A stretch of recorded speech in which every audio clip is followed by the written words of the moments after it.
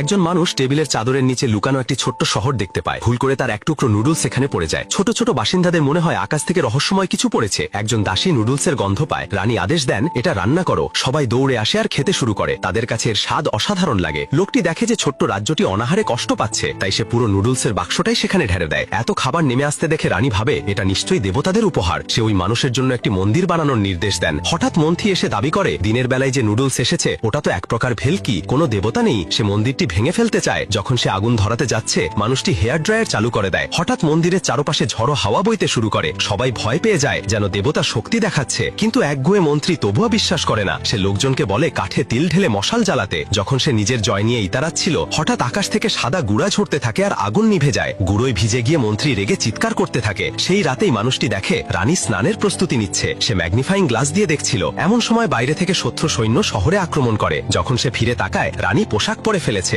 রাগে সে বাইরে সৈন্যদের দিকে তাকিয়ে একটি লাইটার নিয়ে তাদের ওপর বজ্রপাতের মতো আঘাত করে। এক মুহূর্তেই এক সৈন্য পড়ে যায় আর বাকি শত্রু সৈন্য ভয় পেয়ে পালিয়ে যায়। সময়ের সঙ্গে সঙ্গে মানুষটি রানীর প্রতি টান তৈরি হয়। একদিন সে রানীকে প্রিয়জন হারানোর দুঃখে ভেঙে পড়তে দেখে। তার মন গলে যায় এবং সে আতশবাজি ছাড়ে, যাতে রাতের আকাশ জাদুময় হয়ে ওঠে। এই অনুভূতিতে ভিজে রানীর চোখে